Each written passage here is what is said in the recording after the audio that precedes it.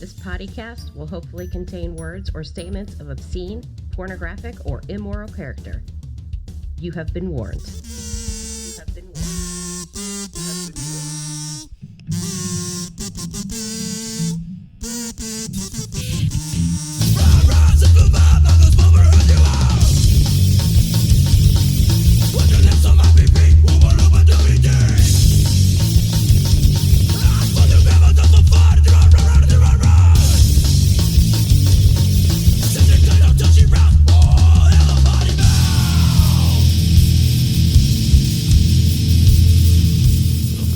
Oh, nice. That's a good way to fucking start it off. You slopping fucking whatever that was.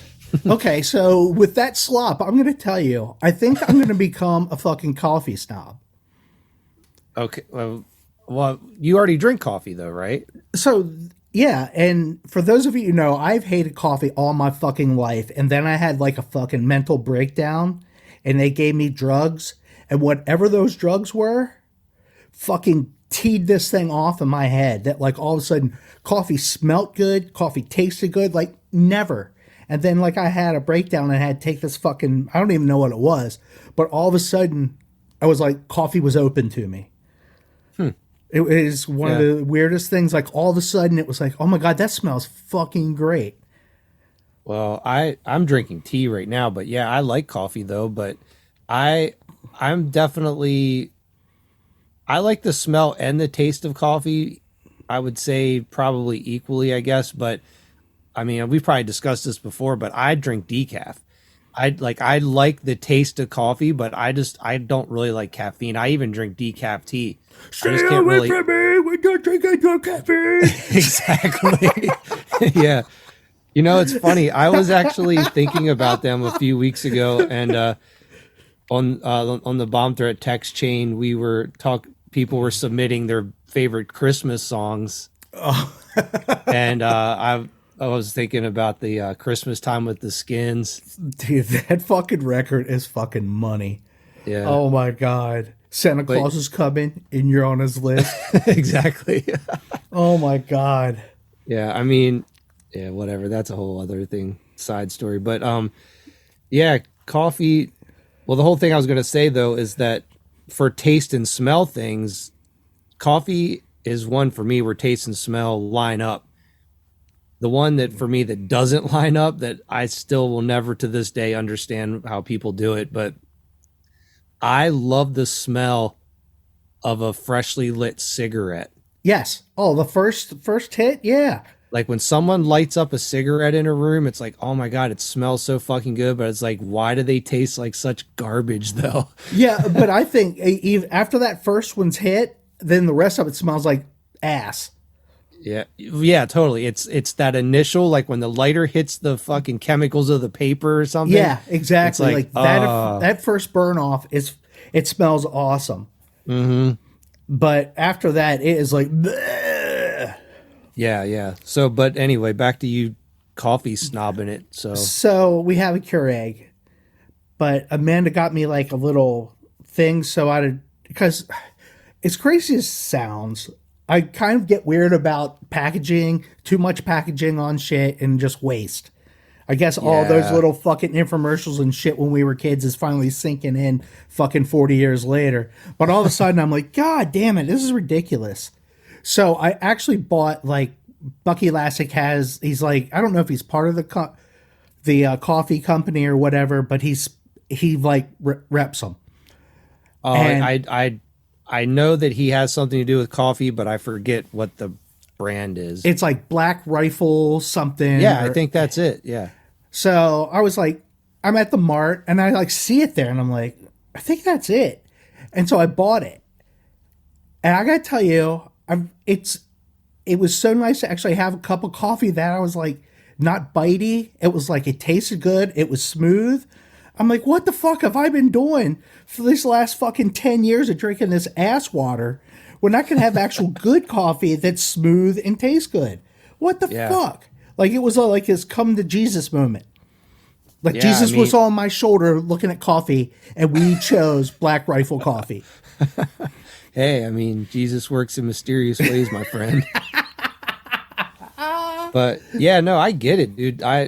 I mean, when I didn't start drinking coffee till my early 20s probably, and that's because I worked in an office where everyone was drinking it. So it was sort of like, instead of like hanging around the water cooler scenario, it was like everybody like gathered around the coffee pot in the morning, and it was like jokes about whose turn it was to make the coffee. And I I don't know, still it was don't know like, how to do that. that's hilarious. But yeah, it was like a social thing at work. So I don't know, I just kind of got into drinking coffee, and then I sort of got out of it years later. And then Trisha kind of got me back into it because she's majorly into coffee. Like she's one of those people that if she doesn't have coffee, she's going to not be functioning I have properly. become that person. Yeah, so she's definitely very snobbish about, her coffee having to be a certain way and stuff. But I hate to admit it, but she got me hooked on Starbucks. And Starbucks is the fucking devil. it is the devil. And it, like, honestly, it pains me every time I go there and drink a coffee from there, because I'm just like, my punk rock, like, avoid the corporate establishment mindset is like, can't give in, like, must drink like homegrown people making their own coffee. And like, I don't know, man, but Starbucks is so fucking good. And My white chocolate mocha is fucking magnificent. Well, not every time. Depends on where we get them from. Yeah, see, that's the thing. I only like my coffee really black. I don't really like all the frou-frou, sugary, creamy drinks. I usually get, and I've, in the last year and a half, 2 years, have really gotten into iced coffee more than hot coffee. No. Yeah. I mean, I can do it, but I like, we've already had this discussion. I'm a sugar fucking fiend. So Yeah. if I can get sugar in it, more sugar, I'm all in. Yeah, man. But, well, that's cool. Well, I'm glad you found a coffee that you like, and that's opened up your avenue to maybe try some different stuff. Yeah, it's weird. Yeah, it's something I never would have thought of. I mean, because I know, like, Fred, he, like, drinks coffee and he's got stuff he likes. But, like, it was like it was a point where Amanda's like, oh my God, this is actually good. It wasn't, the coffee was actually good in, like, just, what do you want to say? Not pungent's not the right word, but it had a good flavor to it, and it wasn't like, it didn't bite back. It was like smooth. Yeah. No, those moments where you sort of have been on a certain trajectory for a long time of doing a routine, and all of a sudden you introduce something new, and it can change everything up. It's so fucking, yeah, exactly. Yeah, that's cool. Well, I mean, kind of in a similar thing, we just got, I don't know what was going on, if there was a shortage or if people like these better, so they just were out for a while, but we always have Altoids in the house. That's sort of like our favorite little just knick-knack treat to have. We have cans of Altoids just like everywhere in the house. So if you just want to grab a little mint, and we were really hooked on the small guys. Yeah. I know which ones. So the little cans, and the mints are actually really tiny, and they were out of those like forever. We couldn't find them really anywhere. So we were buying like the big can like this, and the mints are more, they're not quite like lifesaver size, but they're pretty close to that. And I got to say, they're exactly the same taste, but there's something about the little ones, they just hit different. Right. No, I'm a fan of the little ones too. Like, I don't even think I've seen them in a while. Yeah, I don't know. Like, we ran out of them probably back in November, and we've been trying to order them for like the last month and a half, basically. And like, we finally got a pack, showed up 2 days ago. Yeah, so that was cool to finally get those. And sort of on a similar note, I want to give a shout out, and I've assumed based on what this is called that this was the guy's name who invented this. So, but I actually like looked it up because I was curious. I want to give a shout out to Henry Phillips, who is the inventor of the Phillips head screw. Because unless you have spent a lot of time removing slot head screws, Oh my like God. a flathead screw, you really can't appreciate a Phillips head screw until you've removed a fuck ton of like flathead screws, which I did over the last few days, because one of our goals for the beginning of the year was to do just like a major deep cleaning of the house, which we have started to do, just like taking pictures off the wall and like moving the bed out and Oh my lord. scrubbing baseboard level shit. And our bathroom, I mean, we're generally pretty clean for the most part. We're pretty on top of keeping the house clean and everything. But, you know, after a while, just the walls start to get dingy and you just got to scrub shit down. So I started cleaning the bathroom about 4 or 5 days ago. And then I just realized it was beyond cleaning and I had to fucking paint. What? So, yeah. So, did a full, like, ripped everything out of the bathroom, took everything off the walls, took everything out, repainted the whole bathroom, hung everything back up. I'm putting a new floor in, which I'm waiting for the tiles to show up to do that. But the window on our bathroom has all this like old school hardware on it, like the latch that open, because we have our windows actually open old school style. They're kind of on hinges and they open out and in. Right. So our glass window in the bathroom pushes out, and then we have a framed screen on the inside on hinges that opens in. But they both have latches and stuff, and all that hardware was on with flathead screws. And the problem was the hardware is so old, I didn't have any bits for my drill to actually fit. Oh, were And they then, the really thin ones? like the super thin ones? Yeah. And then in addition, they're really small. So I kind of had to use almost like a mini, not quite this extreme, but like almost like a little bit bigger than like an eyeglass screwdriver to take them out. And they were like all painted over. Oh, fuck and shit. that. So I'm just, dude, it took forever. I had to sit and like with a X-Acto knife kind of thing, like dig the paint out of the slot and then trying to get those screws out, dude. And I was just like, and they're like this long. They're probably like 1.5 inches long. And I'm just like 2 little turns at a time. Like, and it took forever to take these fuckers out. So when I was done, I was just like, thank the Lord for the motherfucker who invented the Phillips head screw. I'm going to go look that shit up right now and like see who he is. So I have to assemble 3 skateboards, and I think everybody's on Phillips. Because I'm cool with the Allen. Hexanuts. Yeah, Allens are always sweet. But I didn't look. I bought it at 2 different skate shops. Like, it was crazy. So wait, are you setting up boards for who? The owner of the restaurant. We are. Oh, they're going to like hang those or something? They don't know they exist. This is like, these are presents from us to them. Oh, so those skateboards they don't even know about. No, they don't know they exist. Oh, wow. Well, you should tell what that is because they're really fucking cool. So for the company that I do 75% of my work for right now, they are, I mean, they're growing. I mean, we went from when we started, there was 1, and now I think we're up to 6 or 7.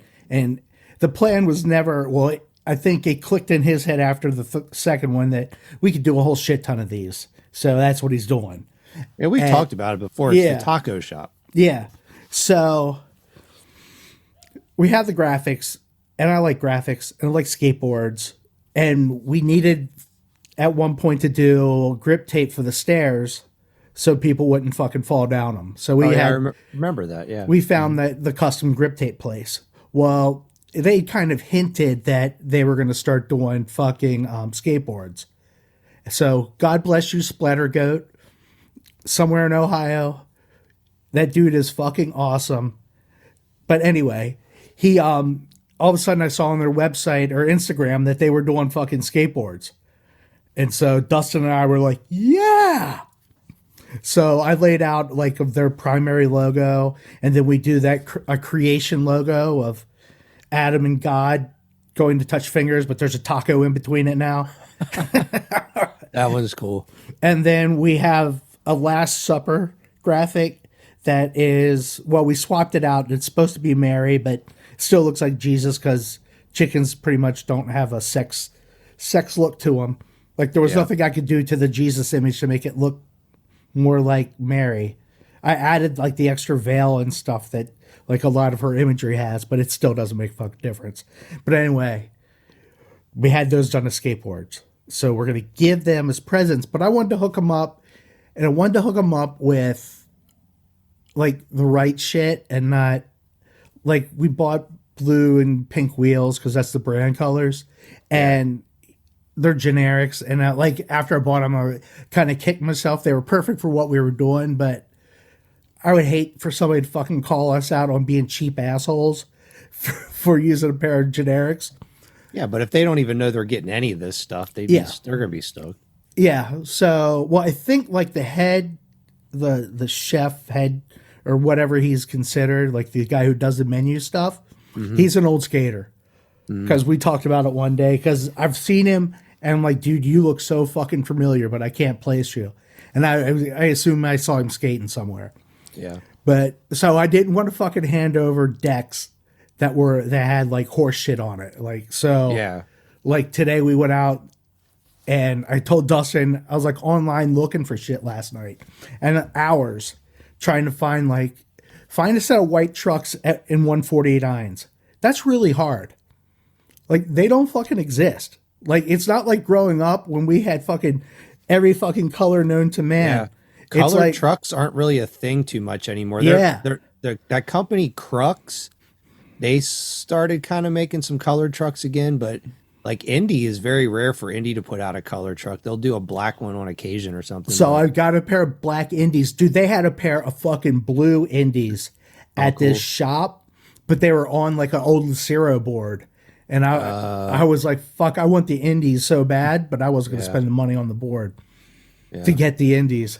But, dude, we hooked it up. Like, we got Indies. Actually, it was fucked up. I think we got Indies, Ventures, and not Tracker, and Thunders. Just because of the graphics. We're going to use those wheels. But then I got a set of, I think Amanda actually saw them. There are a set of OJs that are black and white that'll do the taco creation board up. So they'll look badass. We'll take pictures and post them. Yeah, that's cool.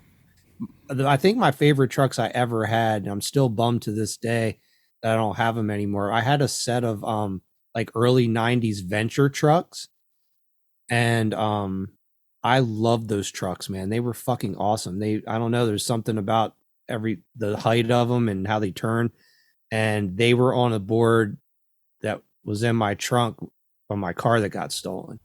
Nice. It's like my car got stolen, and I'm still more bummed about losing those trucks. It's like, oh, fuck the car. Like, it's like when you find trucks, man, that you just really like, it sucks to lose them. So I was always Gull Wing, but like they have like trucks that I'm like, fuck, if we could order them, but we need to be done by Monday. So I had to buy, but like Gullwing makes like some, but who the fuck skates Gullwings besides us old fucks? Yeah, Don't I mean, know. it's funny.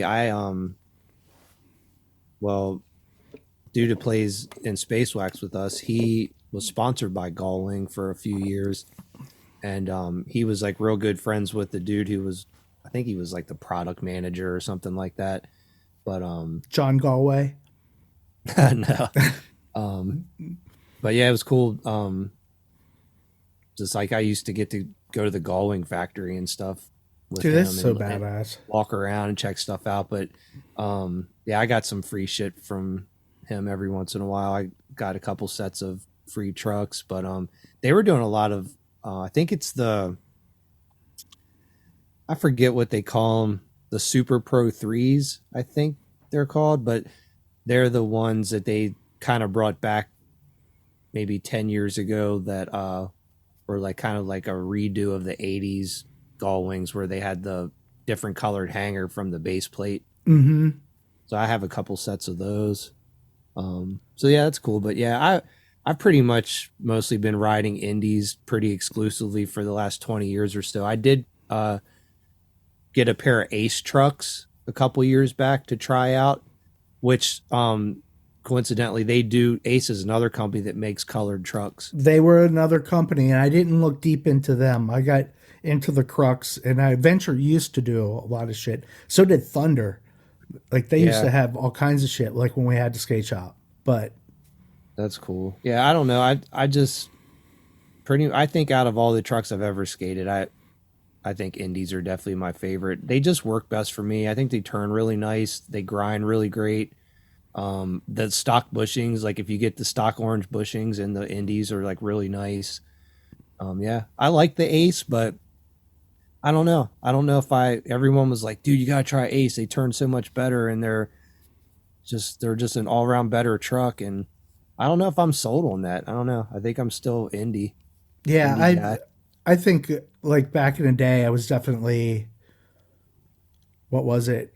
Going on the ramp, but then I did skate indies on the street. Like I like the little lip in the fucking gull wing to keep me on the Lock you in. lock me in. See, that's what I always thought was funny though, is because people who would use the excuse for the gull wings of like being a lock-in cheat. I was like, yeah, but like technically if you're doing your 50/50s correctly, you don't lock in on the center of your truck though. So you must have bad 50/50 technique. Oh, I do. I have horrible 50/50 technique. You Not gotta that I lock. could fucking do it anyway now. You better get your I don't even know if I told you about this or not. I think I did, but you better start skating a little bit over the next couple months. Get your skate legs back because we're having a old man session in April. No, I didn't get the fucking memo. I wasn't sure if I told you about that or not. No, but apparently yeah. not. Well, It's okay. I'm telling you now, so you need to start Oh my start god. skating more. You need to get at least get at least like 4 to 6 sessions in before April. Oh, my body's aching already thinking about it. We're gonna do we're getting together an old school parking lot session.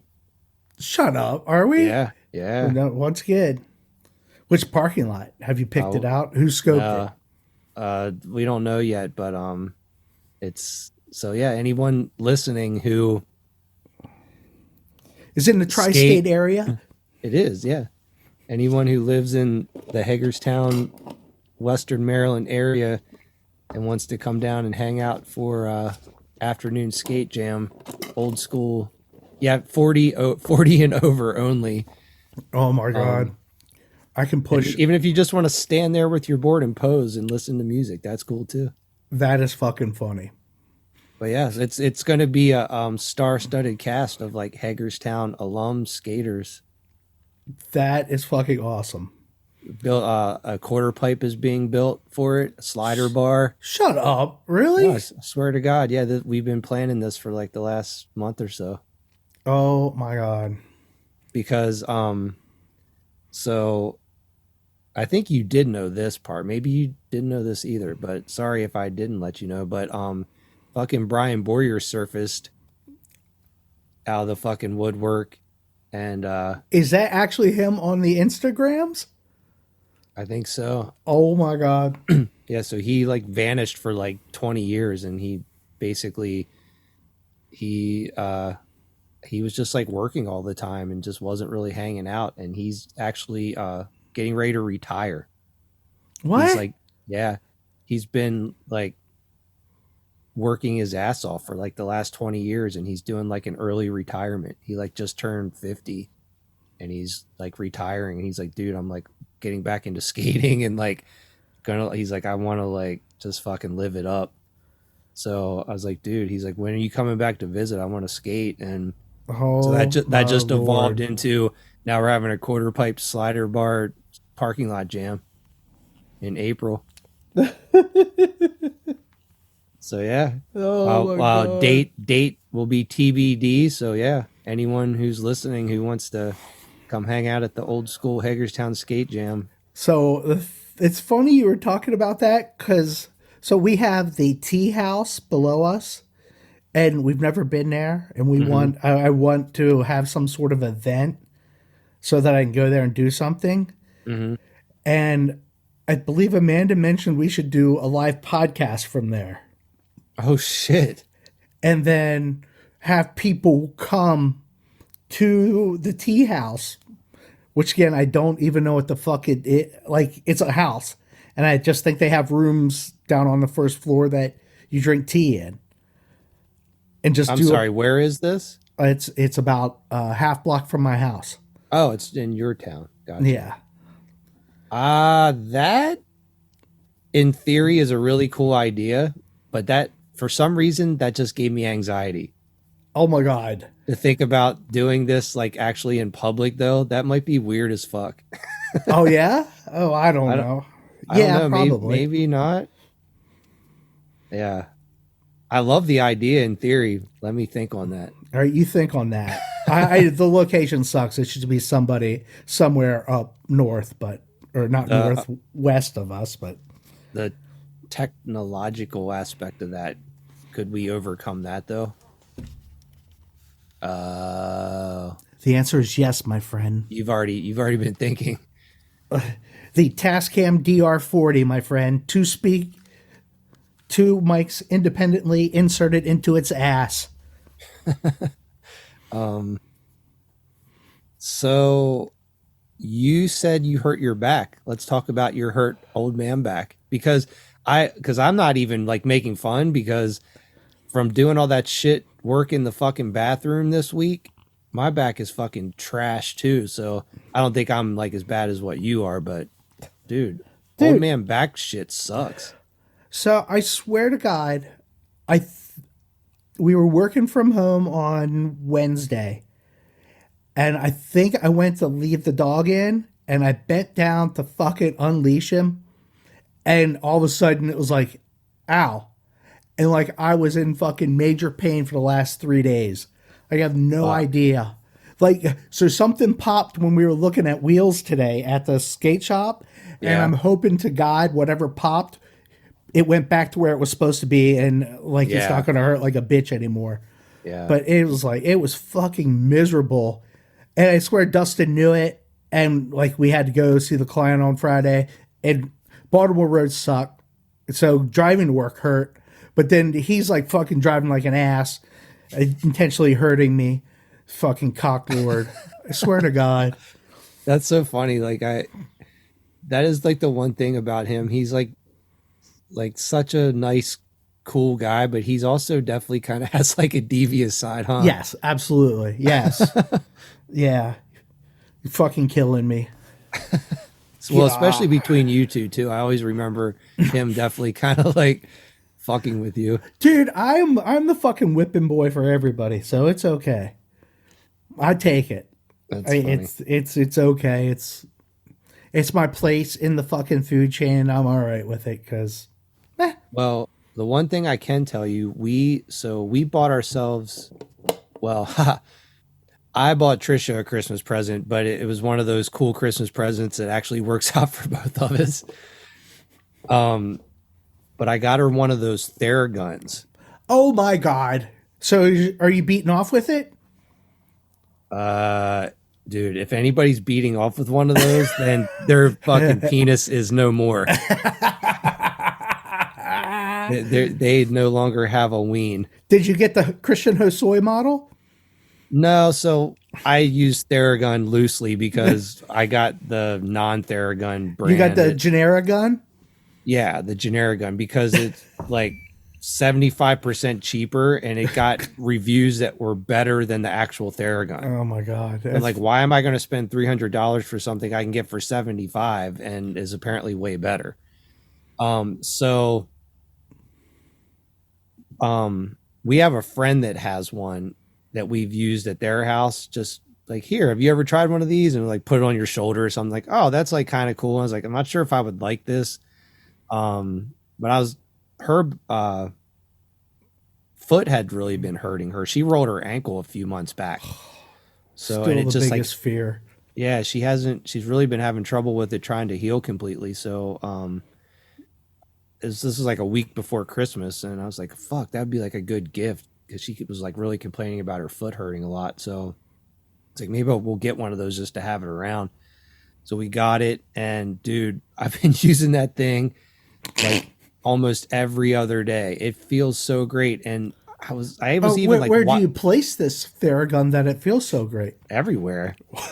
Everywhere but my crotch, because dude, that thing, like I was saying, dude, I would be pummeled into a girl if you put that thing on your ween. Oh It my would God. it would flatten everything.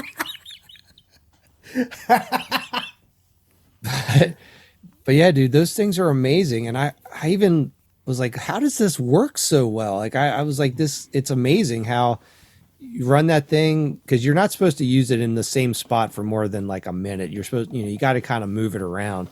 So I was doing it kind of like on my sides of my hips and on the tops of my legs and on my lower back.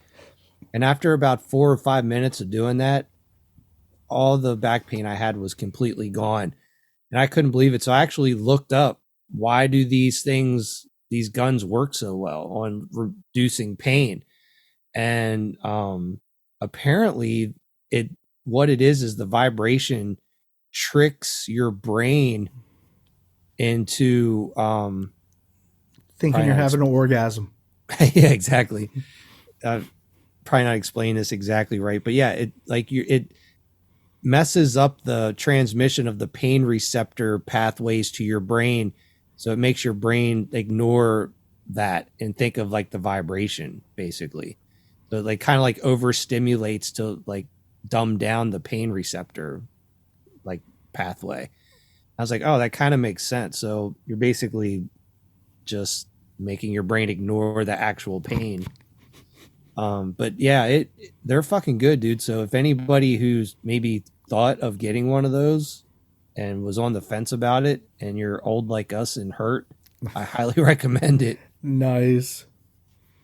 Also, Happy New Year, everybody. We did this completely out of fucking whack. We went straight into your drinking tea Yeah, and my coffee, and then That's we're fine. back. Happy New Year. Yeah, I think this is episode 35, I believe. I believe you are correct.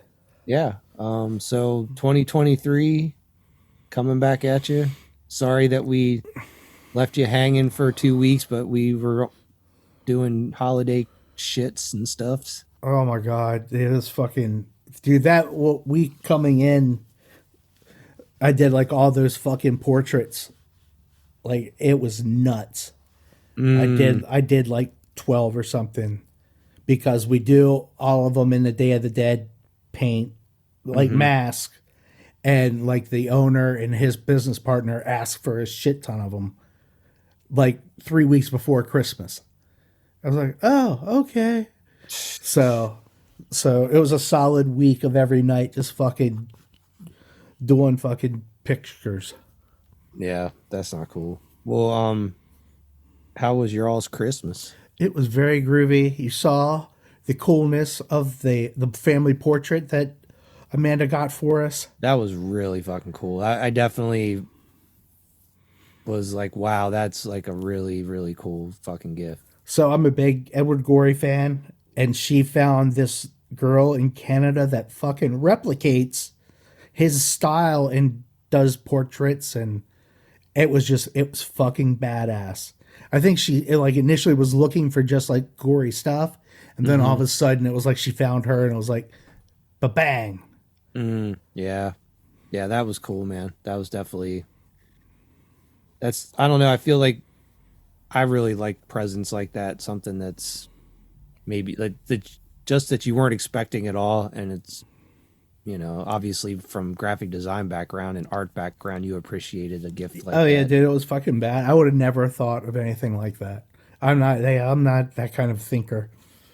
So it was just, totally caught me off guard, and was like she was handing me gifts, and like I was like, what the hell did you get me? It's about that like 12 by 18. I'm like, what the fuck could you have possibly gotten me that I would be excited about?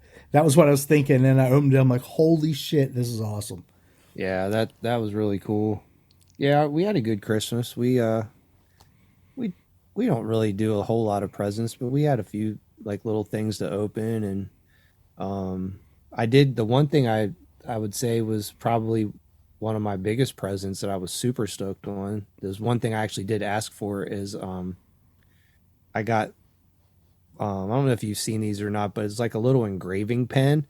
It's basically like a Dremel, except you hold it like a pen. Oh, awesome. Yeah, so and it has a bunch of bits that you can. Well, here, I'll just show it to you.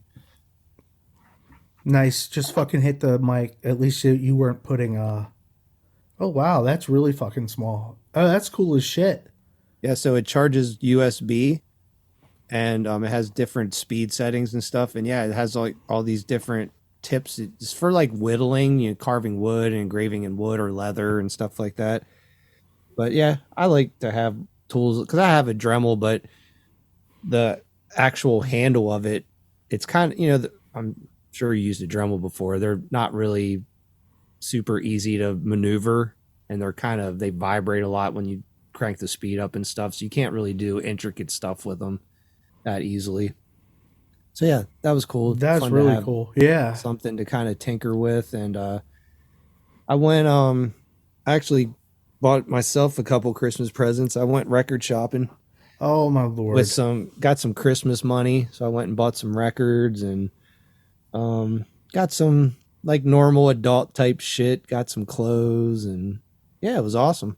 We were at the Target and there's a Public Enemy. I believe it's not Fear of the Black Planet, but the other one, the one before it.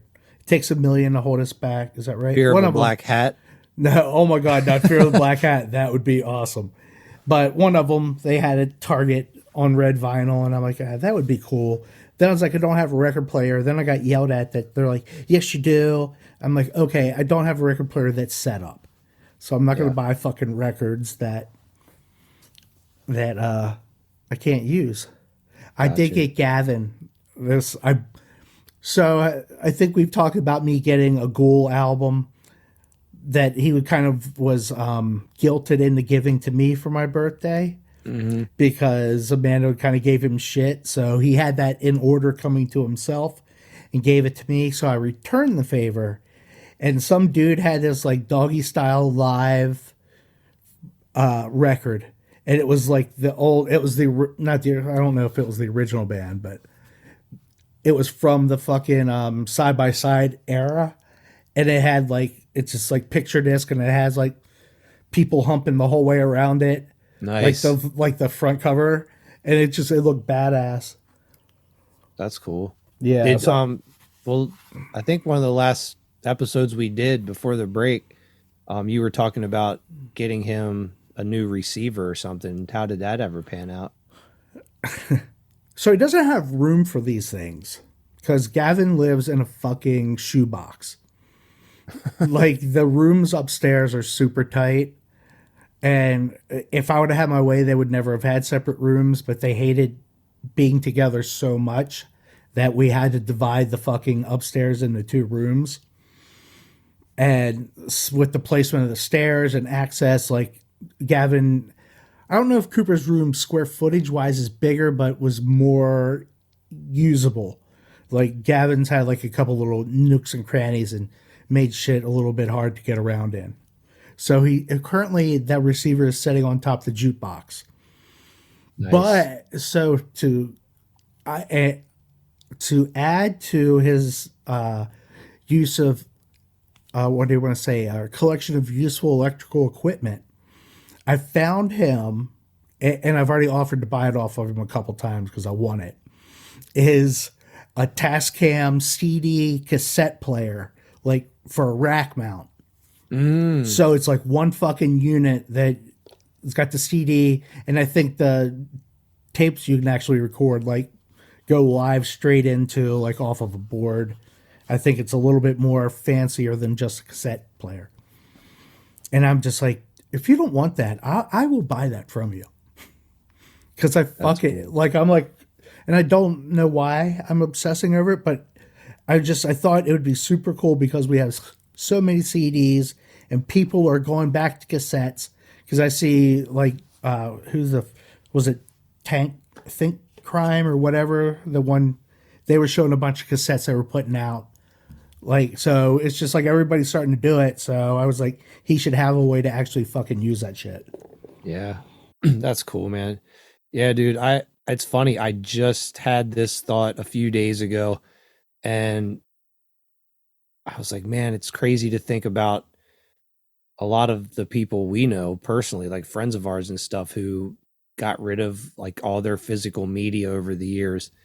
And Yeah. I just, if there's one thing I'm very proud of is that I have always been pretty sentimental and collective about my records and my CDs and tapes and stuff, because I think about all the people who got rid of all their shit, and most of them regret it. Some of them don't, but most of them do. And I'm like, man, I'm so glad I never got rid of anything, because I've been on a CD kick the last week as I've been working in the bathroom, because it's like I don't want to have to come out every 18-20 minutes and flip a record over.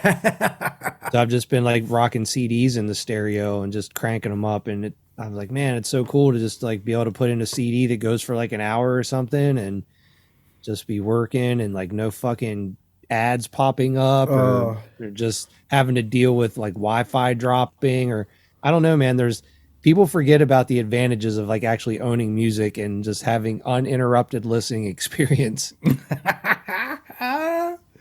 Oh shit. I mean, we've talked about this multiple times, but I accept digital shit for what it is, and it has its advantages, but I'll never fully go digital. It's never going to happen. Yeah, I have a hard time getting rid of any of it. Like our DVDs and stuff, we've clamshelled them, but I kept all the covers and everything else is in a fucking huge binder. I'm like, I can't, like, I collected that shit for a fucking reason. It was like I did want it. It's not like I bought it on a whim. It's like shit I want, and I wanted to keep. Cool. Yeah. No, I'm stoked to hear you did that, because I did that about 2 years ago myself. I had a major overhaul of like my media storage. That's a good term. I de-clamshelled and de-jewel cased all my CDs and DVDs, and I actually bought these like really thin vinyl covers that are made for DVDs and CDs, and I put everything into those. So now they're just like super like paper thin now, like the width of a CD basically. And I bought these really cool like tweed storage boxes that have labels on the front, and I alphabetized all the CDs. So basically I was able to take all my CDs and DVDs that were hogging up so much space and put them into a spot that's like an eighth of the size now. It's like so much more convenient, and I just open them up and just like take the lid off and just flip through like a filing cabinet. Yeah, I mean, like when we're looking at movies, it's like just flip through the pages like because where else are you going to fucking watch Zora the Gay Blade? Exactly. You're not going to find it on the streamer. No, you're not. So, but anyway, back to Christmas type stuff. I mean, Christmas is over, but I was Christmas topics while we were on break. And I thought of what is the most disappointing Christmas you had growing up as a kid? Is there a Christmas that you can recall, like there was a certain present you really wanted that you didn't get, or that you wanted something and you got an alternative present that wasn't as cool? So this is funny. Okay. I actually had this kind of thought just recently, because, and I don't know what triggered it, but my grandparents used to hide our presents in the fucking shed. Okay. Right? And at one time, I swear to God that there was a fucking Dungeons and Dragons, like, it wasn't like the books, but I think at one time they did have like it was a board game, but it wasn't really a board game. It was more like you could set up the path and mazes on it. And I swear I thought I was getting that because I could see it through the box, or at least I thought I saw it through the box. Mm-hmm. And then it didn't show up, and I was just like devastated. Like I'm like, oh shit. And I was like, I didn't even, it wasn't something I asked for, but I saw it, and then the anticipation was like, fuck, this is going to be cool. Not that I know what to fucking do with it, but this is going to be fucking badass. And then nothing. And what are you going to say? Hey, I was looking through the fucking gifts, and that bitch should have been here. Like, no. Like, it was just one of those things, it's like always like, I swear that's what I saw. And then the fact that it didn't show up, it was sad. Damn. So did someone else in your family get it that you saw? No, because there's nobody my age. So it must have been Either I mistook it for something else, or she was hiding it for somebody else, like somebody else that they were close to. Gotcha. But I don't know. That was it. My grandma was fairly good at getting me what I wanted, like the main one. Like Yeah. there was always like the focus. Then all the peripheral shit. Sometimes we got the weird stuff that you're like, where the fuck did this come from? Like, ask for Star Wars figures and you get some fucking what was it, Space 99 or Space fucking Corps. Battlestar Galactica, like weird shit, and you're like, no, dude, this is what? But No. no, but I am. I was appreciative of everything and took it. Yeah. And he was part of the collection. But the cool one was I got like a fucking like the 24-inch fucking Aliens doll, or like the big plastic one. He was huge. So he's bigger scale than like G.I. Joe and shit like that. Oh, But you, it was you mean like awesome. a Giger looking thing? Yeah. Like the Giger alien. That was badass. That was one of those weird peripheral ones that I wasn't expecting. Got was Yeah. like, fuck yes, this is awesome. Yeah, that's really cool. Was that when you were younger when you got that? Oh yeah, Like a little kid? Yeah, I think it was more of like, once again, it's like, oh, this one's cheap and on sale, and it has to do with space. And space is close to Star Wars, so we can go with it. Yeah. That's cool. How about you? Were you ever devastated?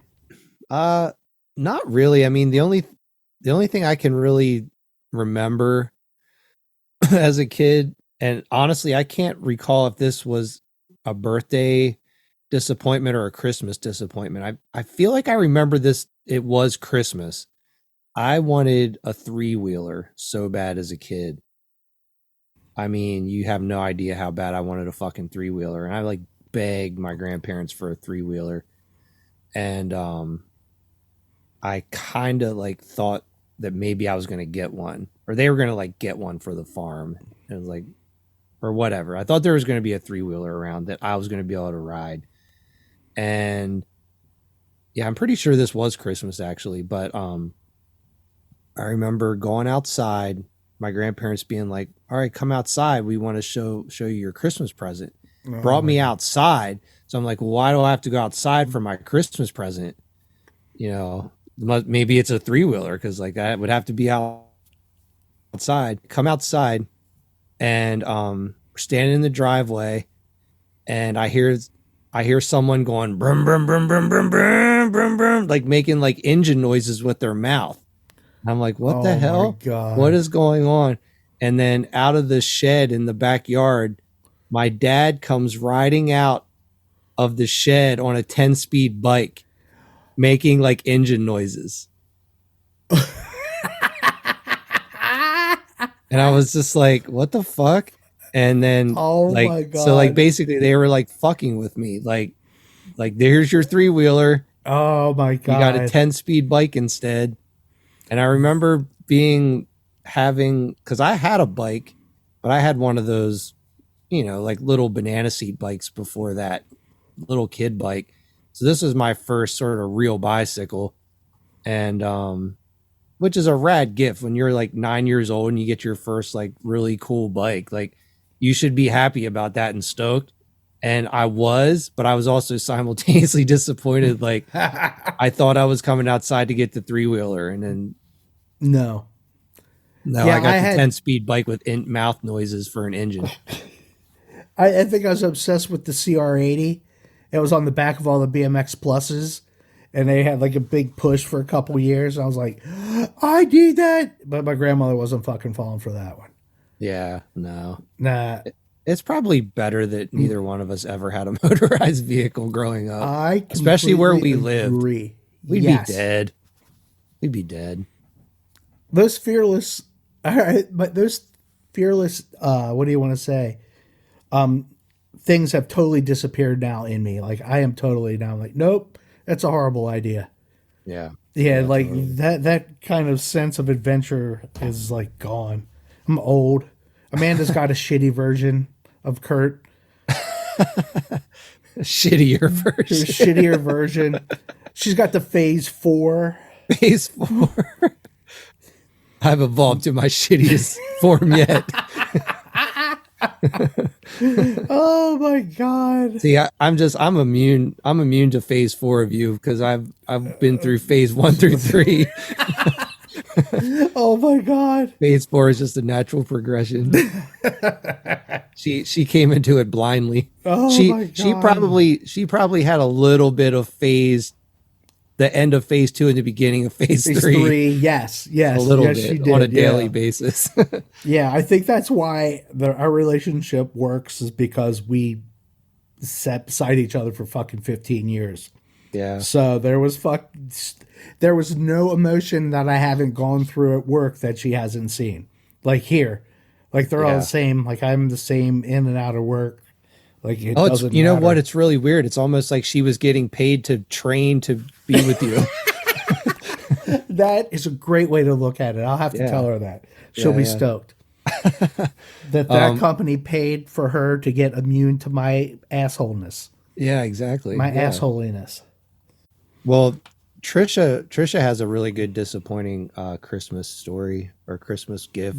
So one year she asked for a boombox.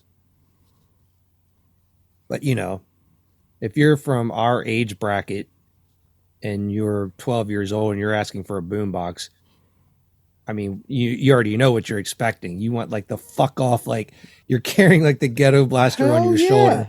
Like it's got the 2 like 10 inches in it. It's got the tweeters in it, double tape deck, Oh my God, how All the- awesome. EQ knobs and shit. Like probably like she wanted a boombox was like too heavy for her to carry. It takes like 18D batteries. But she asked for that for Christmas or some form of a fuck off boombox. And she had opened up all her normal little presents or whatever. And then, got to the time of, okay, where's my big present kind of thing. And her dad was like, go in the bedroom. There's something on the dresser for you. So kind of the same thing as like, I thought a 3-wheeler is coming out, 10-speed bike comes out instead. She goes in the bedroom expecting to just see like Ghetto Blaster of the Year. And she said it was like this puny ass, like 10-inch long by like 6-inch high boombox with only one cassette deck in it, like 2 little like 5-inch speakers. Like, I had this thing vision already. I can see this one because I've been there. yeah. So she's like, that was definitely my most disappointing Christmas of my life. And she's like, I still think a big part of how I became the person I am today was because of that moment. Oh my God, really? Oh, that's fucking horrible. That's the disappointment just bled through. Oh my God. So there was an ultimate failure this Christmas. Oh no. So her parents got me a fucking eBay gift card, which I was stoked as shit to get. I was going to say, that's awesome.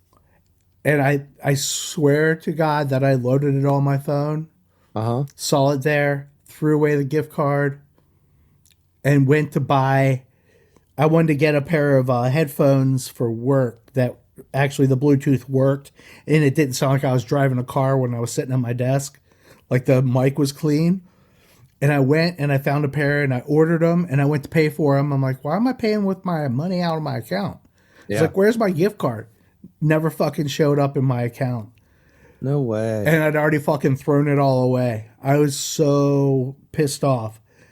But I mean, I'm going to brutal. try again because her mom actually found the fucking receipt with the fucking card number on it. Oh, cool. So, like, eBay sent me to wherever she bought the card for.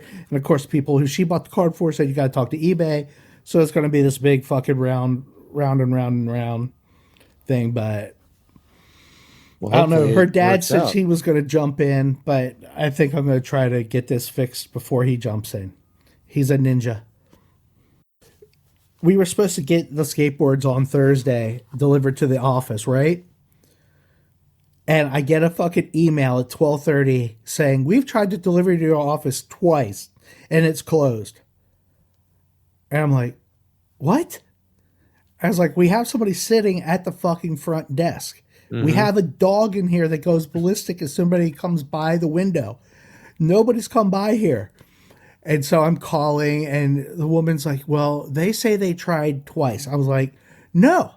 I was like, I don't believe that. I was like, and now you sent me an email that if I'm not here tomorrow to get it, which I was here today to get it, you're going to send it back to the fucking sender. And I'm like, what good does that do me? And she's like, well, we can do this. I was like, here's my problem is I see the same lack of effort that I got today going to happen tomorrow, and I'm going to be looking for where to get my stuff from. And she was like, oh, no, no. Luckily, they did This is deliver like the it from. dryer all over again. Oh, my God. Dude, I was nice-ish. Yeah. But I was like, dude, your driver tried nothing.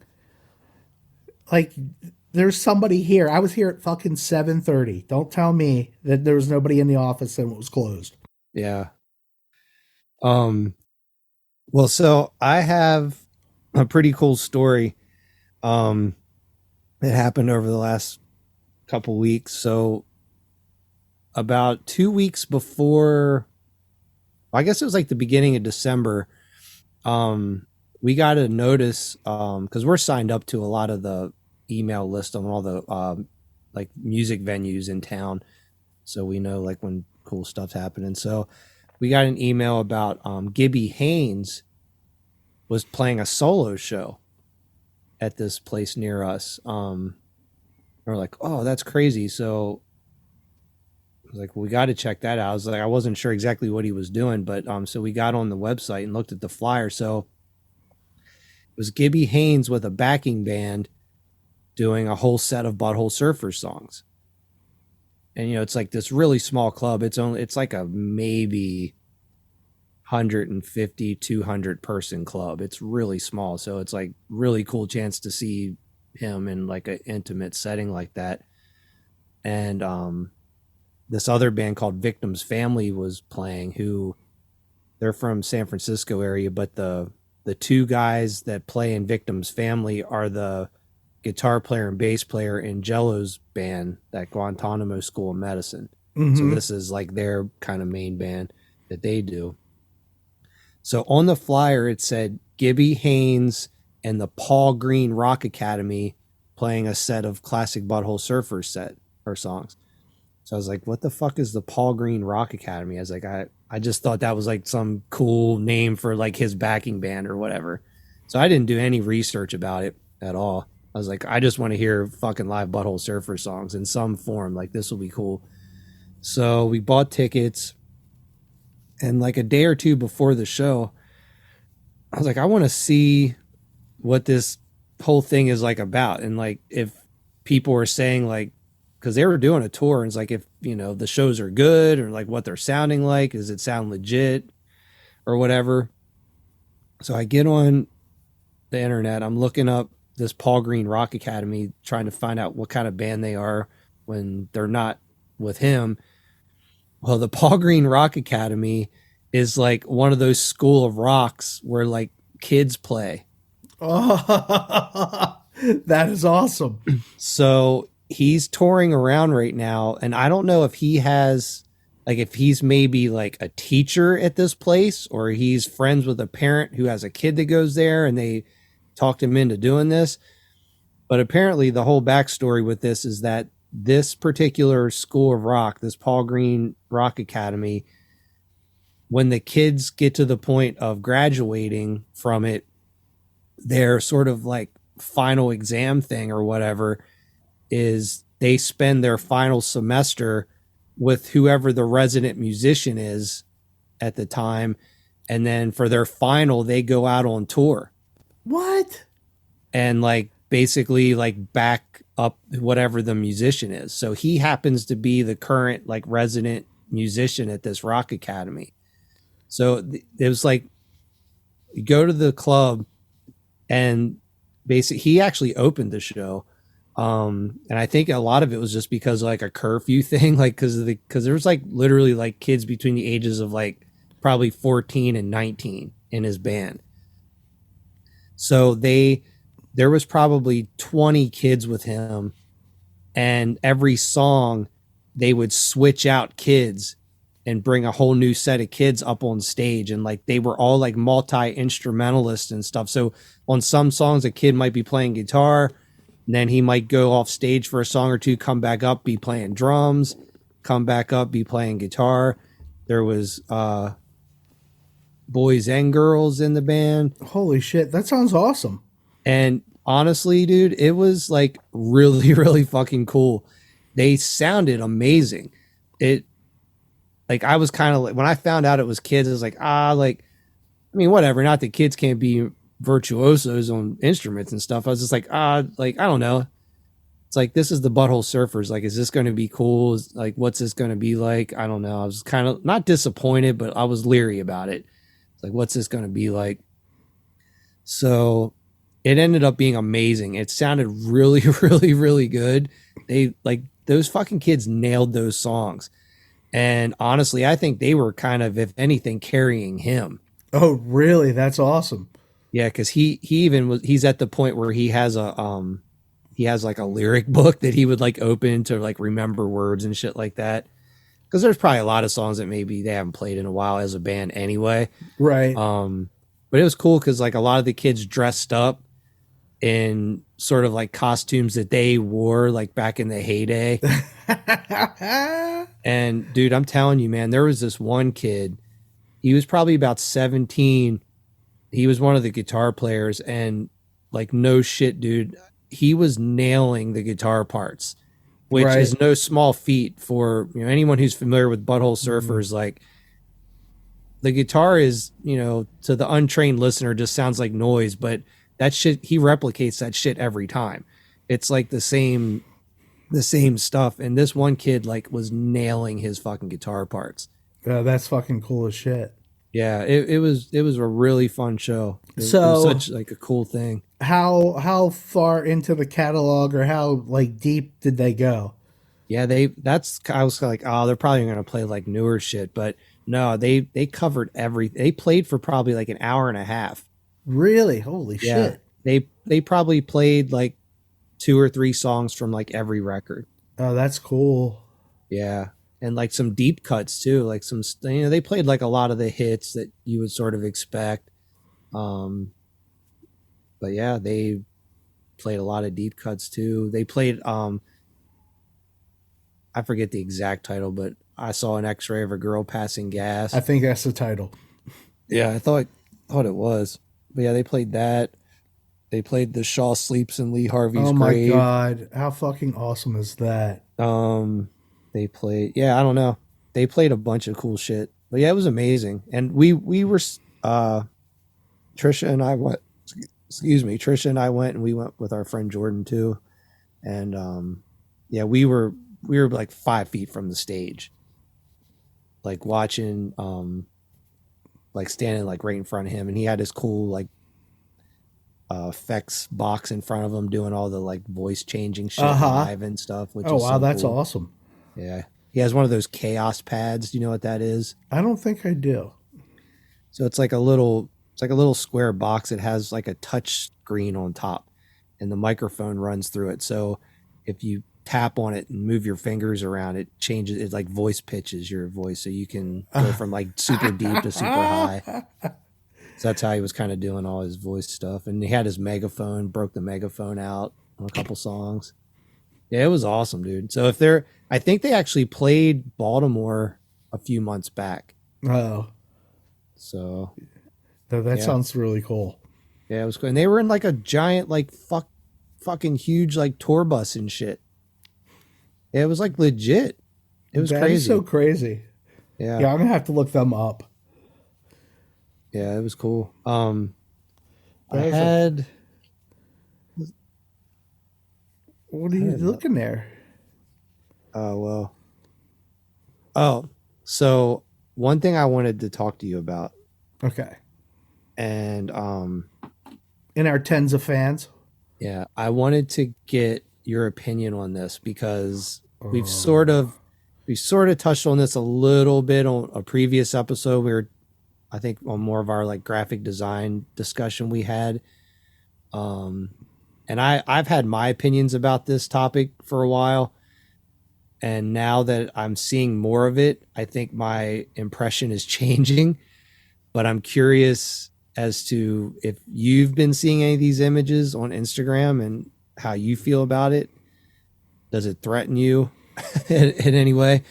Um, but it's the proliferation of AI images and just AI as a source for creation in general, for like art and graphic design and stuff like that. Because I've sort of been anti AI a lot, and I don't know, now that I'm starting to see more of it and seeing some of the stuff people are actually doing with it, I'm like, I don't know, man. This is like actually kind of fucking cool. So Like you still have to be creative to So put the input in. that is exactly where I was getting ready to go with that. You still have to have a vision. I think the way it looks as more of a cheat to me, at least, is I don't have to actually have the skills to do it. I can have the thought process, and I know what I want to see. But to actually develop that through a medium like acrylics or oils or whatever, that you don't have that skill set. That's the only thing. I mean, I know I do, like on Instagram, you'll see like graphic designers don't want you to see this. And it's like, Yeah. yes, I do want you to see that because that looks like fucking balls. There's a reason that and you know what? For some people, that stuff works.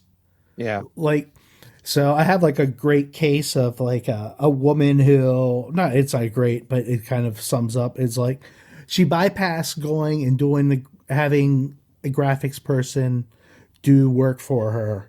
She got some stock logo and stock, like everything was stock. And then she went to trademark. So she had to completely rebrand because none of the shit she had was her own. Oh, I see. Yeah. It was like she Right. couldn't trademark it. And she came back and showed me the most dog shit logo ever. I'm like, yeah, it's cool if you like that. Like, how do you tell somebody it sucks?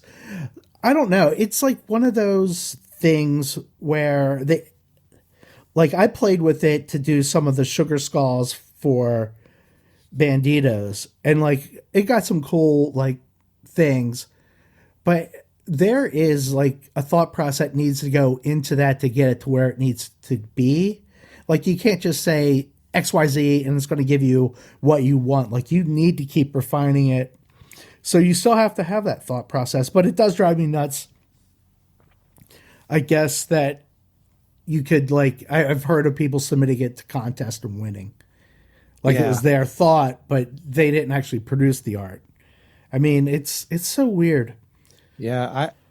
I'm still on the fence about it. I don't know. I guess just for me, I see that it's possible to live in a world where both can coexist and still work. Where, like you said, like someone like me who doesn't really have. I mean, I'm creative and imaginative and stuff like that, and I can draw like a little bit, but I don't necessarily have the best drawing or painting or like illustration skills or anything. So for me, being able to like actualize thoughts I have into something I could never actually paint or draw, that's definitely appealing. So for a tool for someone like me who is never going to be able to paint something I'm thinking in my head, I think it's really cool. But yeah, I think there's, room for both. But I do also believe that, like you were saying, with someone getting AI generated logos and stuff, I think probably within the next 20 to 30 years, graphic design and web design jobs probably won't even exist anymore. Well, I've seen there's a I mean, it's already getting there, but I think now that I'm seeing what AI shit can do, and like basically if you're 18 or 19 and thinking about going to college for art or something, like unless you're going to do like sculpture or pottery or like going to school for graphic design is like pointless now, basically. no. Well, I have to defend my ground, but No, no. I think there still needs to be the human element. And you're right that we might rely on AI, but I don't think it will be all answer and we'll be able to, like, what do you want to say? Give you the absolute final product. I think it can get you in the ballpark, but like I was gonna say with I saw like another thing for it's a AI for writing content. You only have Yeah. to plug in like 10 words or 10 Yeah. or 15 words and it will give you like stuff for your blog. Like it'll all of a Yeah. sudden and it's like holy fuck. And then I'm like, well, would I want that? I mean, but I know how much of a pain in the ass it is to write content. But I guess you still need to be there to kind of drive the ship or steer the ship.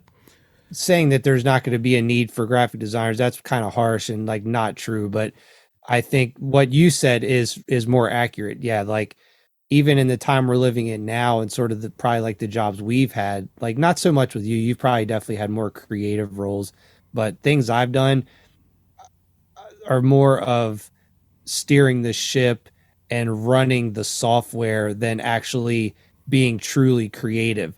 And I think that's going to get even more whittled away where as time goes on, graphic designer and web designer people are just going to be more like content managers, even more so than what they are now, than actually maybe having like I think there's going to be two kinds of pathways. There's going to be the pathway of the people who are just really, really super talented at art, who are going to be the actual designing side of things. And there's going to be the people who are going to be the people who just like manage the AI computer systems, who want to be more creative, but are going to hate their job because they're just running the computer. Wow, yeah, I didn't even think about the AI thing. You But know, then it's going to here's my twist on this though, is that I think what's going to end up happening is, and we can tie this back into sort of being owners of physical media.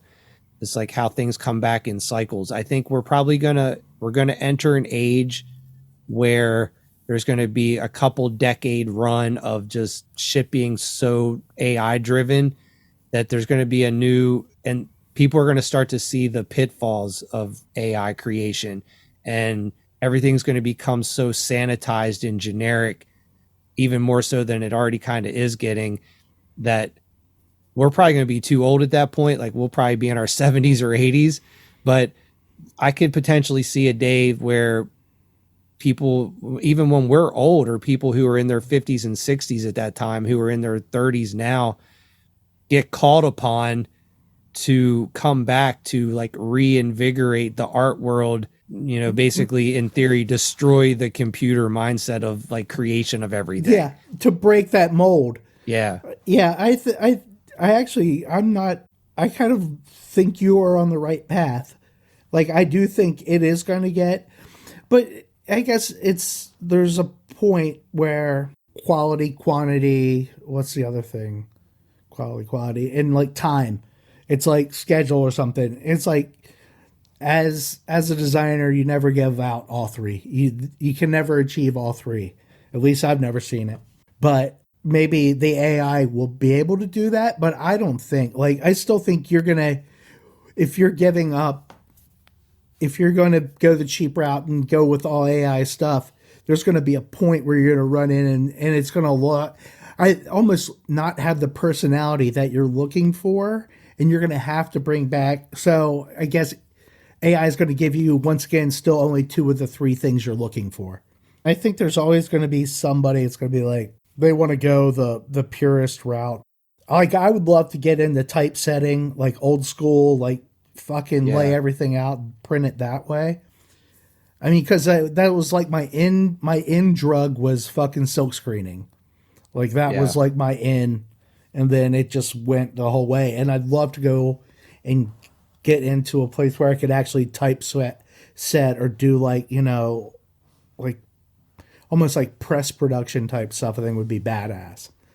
Yeah, totally. Well, yeah, like you said, I think there's always going to be a need for things being done for quote unquote the real way.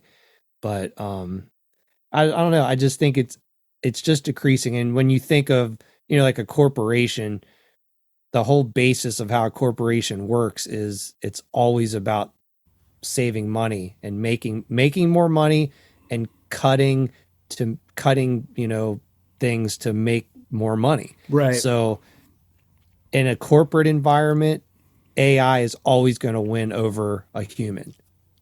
I cannot argue that. Except for when you're saying, you know, you're going to still need human interaction to like kind of steer the ship and to maybe come up with the concept. But whenever a corporation has a way to cut someone to save money, if an AI can do that, it's always going to be in a corporation's best interest to cut what they can. But like I said, there is the argument too, you know, that AI is going to eventually replace jobs that humans really don't even want to do anyway. So like you said, maybe like graphic web design type stuff that maybe aren't totally fulfilling, if they're being done by AI, frees us up to do more creative stuff that we actually make money off of on our own or something. I don't know. I guess we'll just see what happens. But anyway, I started following this Instagram. It's called Artomaton. It's all this AI generated art that looks like a sort of utopian Jetsons like future. And everything is AI generated. It's like the people in it and the clothes they're wearing. And it's all based Right. around this sort of futuristic, like World's Fair kind of a thing. And it's actually really cool. But then that led me down this rabbit hole of looking at other stuff where these people are just creating these like fucking creepy as all hell, like monster heads and stuff that look like creepy, like real Muppets and shit. It's fucking terrifying looking. Right. So it's cool. Like, I don't know. Like I said, for me, it would be cool to type in like the weird shit I can think in my head to see what it spits out. Cause I would never be able to sort of paint that or draw that. So to tie that into music, I think that's one of the reasons why I've just always been drawn to music creation versus other types of art. Like I said, I fiddle with all kinds of different shit. Like I like to draw and I like to sculpt and carve and do all kinds of shit like that. I'm not like super great at any of those things, but music is the one way I can actually get the idea out of my head into a physical form, exactly how I envision. And I can't really do that or painting or sculpting or anything. Like I feel like I just don't have the practice put in or talent, all those things to, you know, like if I want to sculpt something, I'm never, ever, ever going to sculpt something how I'm seeing it in my head. Like I'm just not that good at it. But like music, I don't know. I feel like I can, if I have an idea in my head, I know I can make exactly what I'm thinking in my head if I make a song. I'm thinking.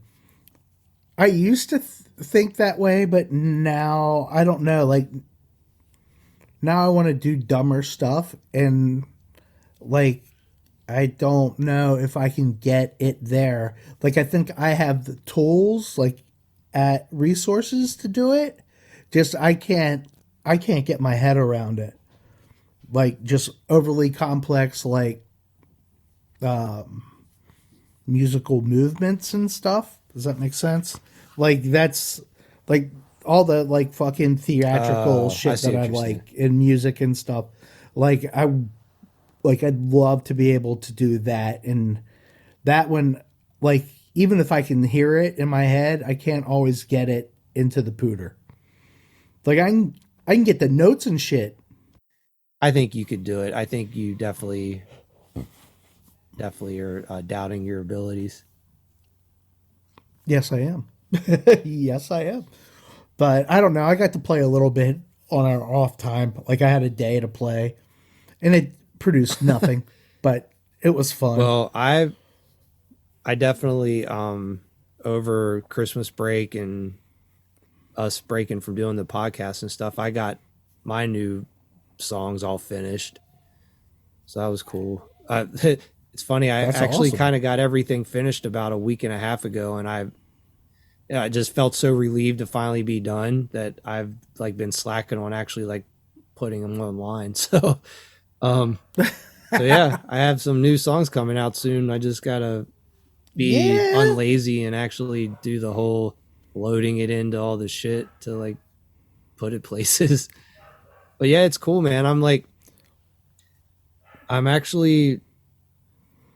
really stoked on how it turned out, and I think it's a new progression for me in a lot of different ways. So I'm definitely curious to see what people think about it, because it's already like Are you- substantially different from the one I did earlier last year.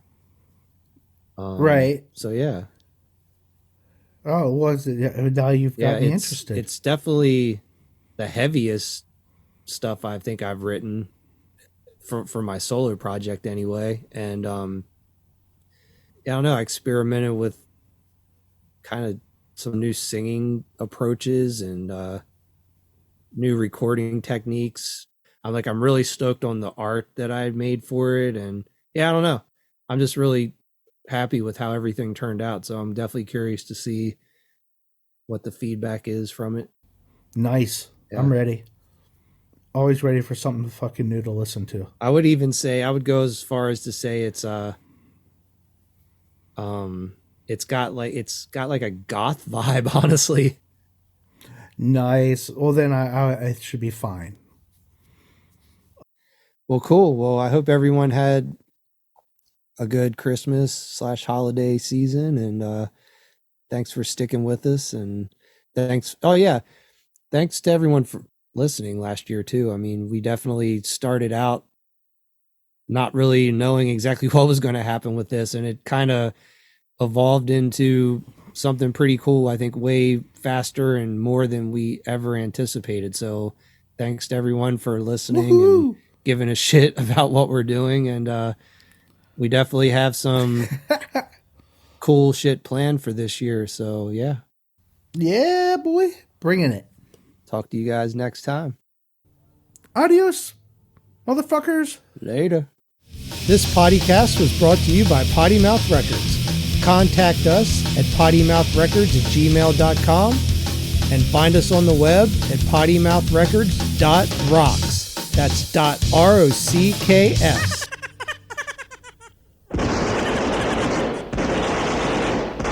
Top that, bitch!